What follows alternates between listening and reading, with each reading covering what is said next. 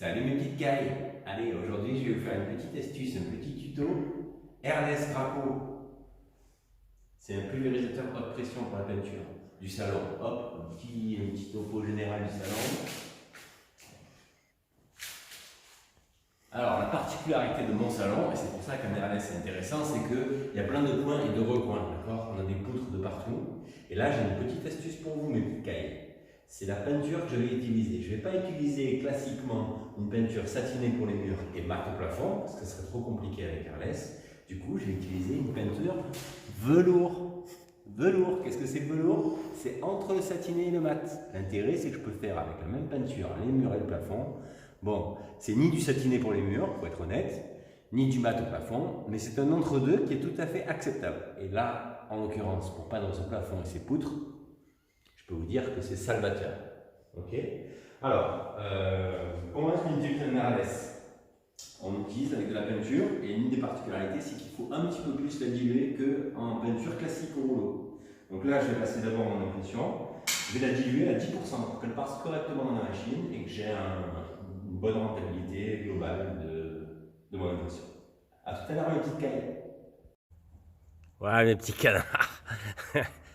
C'est compliqué de sourire là, après une première projection parce que la peinture elle sèche et du coup vous avez les yeux ils sont bloqués, la bouche est bloquée, enfin, tout est bloqué quoi. Enfin regardez, première passe d'impression, elle est faite partout. Voilà, allez à demain pour la première couche de peinture. Ciao mes petites cailles. Alors mes petites cailles, je vais vous donner quelques précisions un petit peu sur cette vidéo. Là vous pouvez admirer sur mon visage l'effet velours de la peinture. J'espère que ça vous plaît. Non, plus sérieusement, on va revenir au pourquoi de la peinture velours versus satinée ou mat. D'abord, il faut se rappeler pourquoi est-ce qu'on met de la peinture satinée au mur et mat au plafond. Satinée au mur, c'est une peinture qui a un effet un peu brillant. Elle est, on dirait qu'elle est plastifiée. Elle a un intérêt, c'est que elle est facilement nettoyable. C'est la principale raison pour laquelle on met de la peinture satinée au mur. C'est-à-dire que dans le temps, les peintures peuvent s'abîmer, se salir. La peinture satinée, elle autorise de manière ponctuelle des nettoyages avec un chiffon humide, voire une éponge et un peu de produit dégraissant. Et elle permet au mur de retrouver sa première jeunesse. Une peinture mate, à l'inverse, elle a pour intérêt d'être très jolie, il faut dire ce qui est, parce qu'elle n'a pas de reflet qui pourrait, par exemple, faire sortir des défauts qu'il peut y avoir sur votre mur ou votre plafond. Mais elle a un gros défaut, c'est qu'elle n'est pas du tout nettoyable. Une peinture mate, si vous commencez à essayer de la nettoyer avec un chiffon ou une éponge humide, ça va très vite se voir, beaucoup plus en tout cas que le satiné. Et ceux qui vous diront que ils ont acheté ou ils vous proposent d'acheter de la peinture mate lessivable, attention, fuyez, ça n'est jamais autant lessivable que de la peinture satinée. Donc pourquoi est-ce qu'on met de la peinture mate au plafond et satinée au mur? Satinée au mur, vous l'avez compris, c'est pour permettre un éventuel lessivage des taches que vous avez sur vos murs. Et mat au plafond parce que ça va gommer tous les défauts. Au plafond, on a souvent des points lumineux qui peuvent mettre en exergue les défauts du support, c'est-à-dire du plafond. Et donc la peinture mate, elle a tendance à tendre le tout et à faire disparaître les petits défauts que vous avez. Voilà.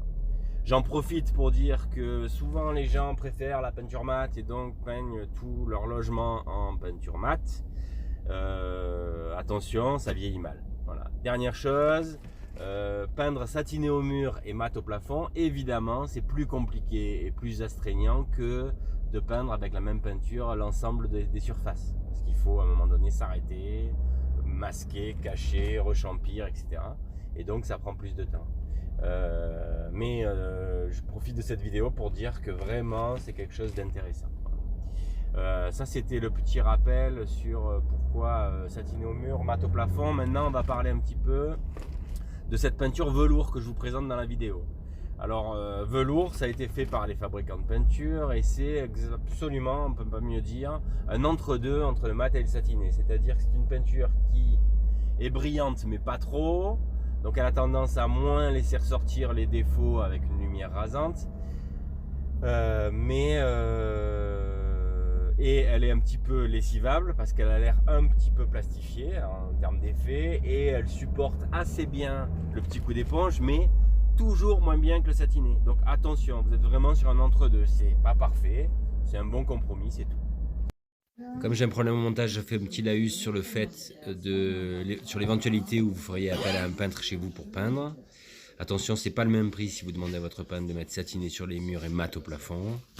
C'est plus cher que si vous, par exemple, votre peintre vous propose de faire 100% en mat.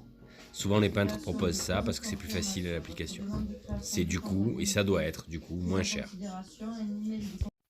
Donc quand est-ce que j'utilise de la peinture velours? Eh bien j'utilise de la peinture velours en règle générale quand je peins à l'airless. Parce qu'à l'airless, c'est très délicat de faire de la peinture mat au plafond et satiner au mur. Il y a un moment donné où il faut peindre le plafond par exemple, puis masquer le plafond pour pouvoir peindre les murs. Parce que l'airless, évidemment, il projette un brouillard. Et donc à la jonction des deux supports, ça peut poser problème. Donc je peins avec la peinture velours quand je peins à l'airless. Quand est-ce que je peins à l'airless?